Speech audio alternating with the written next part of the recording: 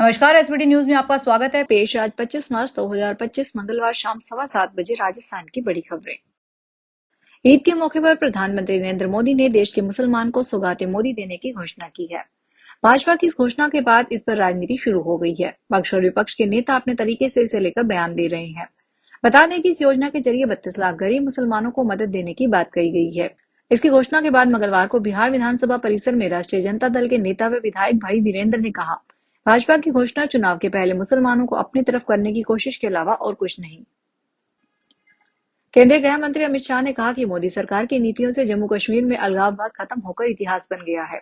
शाह ने मंगलवार को सोशल मीडिया प्लेटफॉर्म पर कहा, कश्मीर में अलगाववाद इतिहास बन चुका है। मोदी सरकार की एकीकरण नीतियों ने जम्मू कश्मीर से अलगाववाद को खत्म कर दिया है। हुर्रियत से जुड़े दो संगठनों ने अलगाववाद से सभी संबंध तोड़ने की घोषणा की है। मैं भारत की एकता को मजबूत करने की दिशा में इस कदम का स्वागत करता हूं और ऐसे सभी समूहों से आग्रह करता हूं कि वे आगे आएं और अलगाववाद को हमेशा के लिए खत्म कर दें। यह प्रधानमंत्री नरेंद्र मोदी के विकसित, शांतिपूर्ण और एकीकृत भारत के निर्माण की सबसे बड़ी जीत है। Jaipur police commissioner Biju George Joseph सहित 6 पुलिस अधिकारियों के खिलाफ अपशब्द इस्तेमाल करने पर कांस्टेबल सुरेंद्र सिंह को विधायकपुरी थाना पुलिस ने गिरफ्तार कर लिया।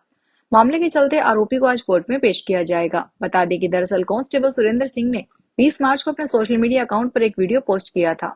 इसमें उसने 6 पुलिस अधिकारियों को एक निजी व्यक्ति के खिलाफ आपत्तिजनक भाषा का प्रयोग किया। इस पर हर्षी खटीक की शिकायत पर विकासपुरी थाने में एफआईआर दर्ज की गई थी। राजस्थान में भ्रष्टाचार निरोधक ब्यूरो ने मंगलवार को टोंक में वरिष्ठ सहायक कार्यालय उप पंजीयक विजेंद्र कुमार मीना को 1,000 रुपए की रिश्वत लेते रंगे हाथों गिरफ्तार किया। ब्यूरो के महानिदेशक डॉक्टर रवि प्रकाश मेहरड़ा ने बताया कि एसीबी टोंक को एक शिकायत मिली कि आरोपी द्वारा परिवादी के भारतीय मुद्रांक विक्रेता लाइसेंस नवीनीकरण कराने की एवज में 2,000 रुपए की रिश्वत मांगकर परेशान किया जा रहा था। इस पर गत 24 मार्च को सत्यापन कराने पर आरोपी द्वारा 1,500 रुपए रिश्वत लेना सहमत होने पर आरोपी ने मांग सत्यापन के दौरान परिवादी से 500 रुपए प्राप्त कर लिए और शेष 1,000 रुपए 25 मार्च को देने के लिए परिवादी को कहा गया। राजस्थान में नगर निकायों और पंचायतों के परिसीमन एवं पुनर्गठन को लेकर राजनीतिक घमासान तेज हो गया है। राजस्थान प्रदेश कांग्रेस कमेटी के अध्यक्ष गोविंद सिंह डोटासरा ने प्रेस वार्ता में बीजेपी सरकार पर संविधान और कानून की अनदेखी करने का गंभीर आरोप लगाया। उन्होंने कहा कि राज्य निर्वाचन आयोग निष्क्रिय पड़ा है और सरकार जानबूझकर चुनाव नहीं करवा रही है। पीसी में गोविंद सिंह डोटासरा ने परिसीमन पर सवाल उठाते हुए कहा कि हज में क्या खेल चल रहा है। उन्होंने आरोप लगाया कि राज्य सरकार के स्तर पर बनी कैबिनेट कमेटी के बजाय बीजेपी और आरएसएस के अघोषित कमेटी परिसीमन के फैसले कर रही है। बीकानेर के खाजूवाला में एसीबी ने बड़ी कार्रवाई की है। सीबीआई के लिपिक चोरू लाल 20,000 की रिश्वत लेते गिरफ्तार किया गया है। बताया जा रहा है कि पीटीआई के निलंबन काल का वेतन बनाने की एवज में रिश्वत ले रहा था। ऐसे में मामले की सूचना पर एसीबी को मिलने पर टीम ने अपनी कार्रवाई को अंजाम दिया। ACB additional SP Mahavir Sharma की अगुवाई में कार्रवाई को अंजाम दिया गया। राजस्थान के झालावाड़ जिले के झालरापाटन शहर में गत 2 फरवरी को आनंद धाम मंदिर पर आयोजित राम कथा और बाद में द्वारिकाधीश की परिक्रमा के दौरान दर्जनों महिलाओं के गले से सोने की चैन और मंगलसूत्र चोरी की वारदात हुई। उक्त मामलों में अनुसंधान से जुटी पुलिस ने बड़ी कामयाबी हासिल करते हुए घटना में शामिल अंतर्राज्यीय महिला चोर गिरोह के सदस्य 5 महिला और 2 पुरुषों सहित कुल 7 आरोपियों को गिरफ्तार किया है। पुलिस ने इस दौरान आरोपियों की एक कार को भी जब्त किया। राजस्थान में नई शैक्षणिक सत्र की शुरुआत से पहले ही निजी स्कूलों की मनमानी फीस बढ़ोतरी चर्चा का विषय बन गई है। जयपुर के अधिकांश निजी स्कूलों ने 15 से 20% तक फीस बढ़ा दी है, जिससे अभिभावकों पर आर्थिक दबाव बढ़ गया है। जयपुर के कई बड़े निजी स्कूलों की फीस में 20 से 25,000 रुपए तक की बढ़ोतरी देखी गई है। फीस एक्ट 2017 का हो रहा उल्लंघन। राज्य सरकार ने स्कूलों की फीस पर नियंत्रण रखने के लिए साल 2017 में फीस एक्ट लागू किया था। फीस एक्ट के तहत बिना पेरेंट्स टीचर एसोसिएशन की सहमति की फीस नहीं बढ़ाई जा सकती, लेकिन जयपुर के अधिकांश स्कूलों ने पीटीए का गठन किए बिना ही फीस बढ़ा दी। संयुक्त अभिभावक संघ के प्रवक्ता अभिषेक जैन ने बताया कि प्रदेश में निजी स्कूलों की फीस लगातार बढ़ती जा रही है, जिससे अभिभावकों पर आर्थिक और मानसिक तनाव बढ़ता जा रहा है। जयपुर इंटरनेशनल एयरपोर्ट को परिचालन दक्षता बढ़ाने तथा यात्री अनुभव को बेहतर बनाने के लिए कम लागत वाले डिजिटल और ऑटोमेटेड प्रोजेक्ट्स के लिए 3 प्रतिष्ठित पुरस्कारों से सम्मानित किया गया है। यह पुरस्कार जयपुर एयरपोर्ट की सीआईआई के राष्ट्रीय प्रतियोगिता के 10वें संस्करण में प्रदान किए गए। जयपुर एयरपोर्ट को विमान नेविगेशन सुरक्षा के लिए स्मार्ट निगरानी सिस्टम के लिए सर्वोच्च प्लेटिनम पुरस्कार से सम्मानित किया गया। अंतर्राष्ट्रीय यात्रियों के लिए वाईफाई डिस्पेंसिंग कियोस्क के लिए स्वर्ण पुरस्कार और एयरपोर्ट के माहौल को बेहतर बनाने के लिए मोबाइल आधारित सुगंध प्रणाली के लिए कांस्य पुरस्कार मिला। 230 से अधिक कारपोरेट्स द्वारा विभिन्न क्षेत्रों से 175 से अधिक केस स्टडीज जूरी के समक्ष प्रस्तुत की गई। जयपुर के एक होटल में 4 युवकों द्वारा चोरी का मामला हुआ है। 4 युवक ने होटल में 2 कमरे किराए पर लिए और शराब पार्टी की।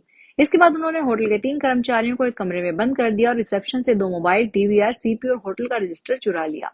घटना का पता चलने पर होटल मालिक ने चित्रकूट थाने में युवकों के खिलाफ रिपोर्ट दर्ज करवाई। आईडी पर दिए मोबाइल नंबर से संपर्क करने की कोशिश की गई, लेकिन कोई जवाब नहीं मिला।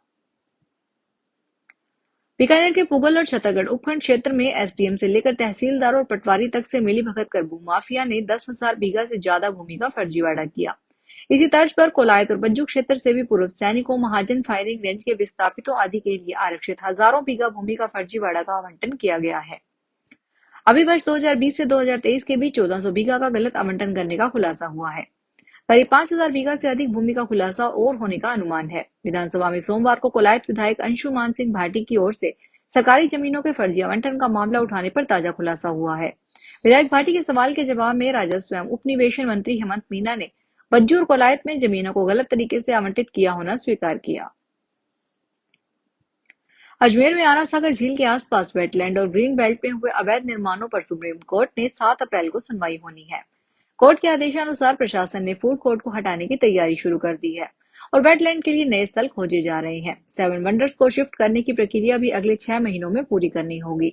इस बीच गांधी स्मृति उद्यान, आजाद पार्क और पटेल स्टेडियम से जुड़े निर्माणों पर भी कोर्ट में विचार किया जाएगा।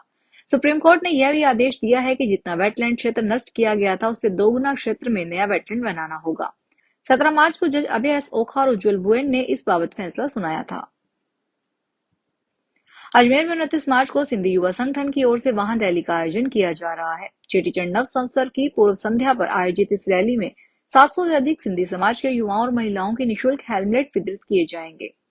इस वाहन रैली के लिए अब रजिस्ट्रेशन शुरू कर दिए गए हैं। सिंधी युवा संगठन के अध्यक्ष गौरव मिरवानी ने बताया कि रैली का आयोजन दोपहिया वाहनों का उपयोग करके किया जाएगा, जिसमें एक ड्रेस कोड भी निर्धारित किया गया है।